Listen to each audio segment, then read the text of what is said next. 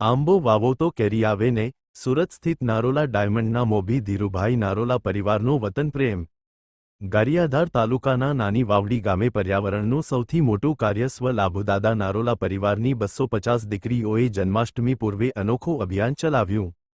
સ્વર્ગીય લાભુદાદા નારોલા પરિવારના 9 દીકરાઓના ગેગુર વડલા જેવા વિશાળ કુટુંબની 250 જેટલી દીકરીઓ જન્માષ્ટમીએ પિયર પધારતા ભવ્ય સત્કાર સામૈયા કરતા નારોલા ડાયમંડના મોભી ધીરુભાઈ નારોલાએ વતન માટે અનોખું આયોજન કર્યું। નાની વાવડી ગામે કુલ 18,000 વૃક્ષોથી ગામની લીલુંછમ બનાવ્યું છે, તેમાં 6,000 જેટલા આંબા ઉછેર કરી પ્રકૃતિ માટે આશીર્વાદરૂપ કાર્ય કર્યું।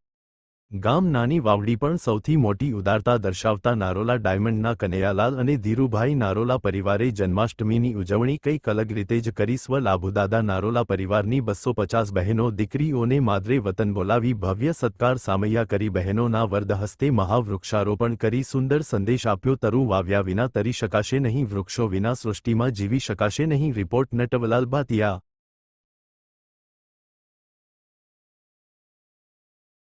बोलो जय राम जी की बधाने जय राम जी।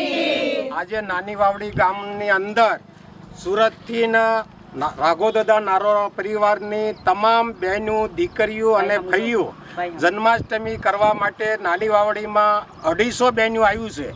तो ए निमित्ते आज नानी वावड़ी गामनी अंदर वृक्षारोपणનું અમે આયોજન કર્યું હતું। તો એમાં સર્વે દાદા પરિવાર 9 દાદાનો પરિવાર છે અમારો। રાઘોદાદાના 9 દીકરાનો પરિવારમાં આજે 300 ઝાડનું અમે રોપણ કર્યું છે અને આ સાથે નાની વાવડી ગામની અંદર 12,000 ઝાડ રોપેલા છે અને 6,000 આંબા, એટલે ટોટલ 18,000 ઝાડનું અમે વૃક્ષારોપણ નાની વાવડી ગામની અંદર કર્યું છે। એટલે આ પ્રકૃતિને પ્રેમ અને સર્વ સૃષ્ટિને પર્યાવરણ અને માનવ સર્જનને પ્રોત્સાહિત કરવા માટે આજે અમે આ વૃક્ષારોપણનું આયોજન કર્યું છે। तो सर्वेने विनंती के आप सर्वे जोड़ाया, ये बदल आप सर्वनो खूब खूब आभार। जय राम जी।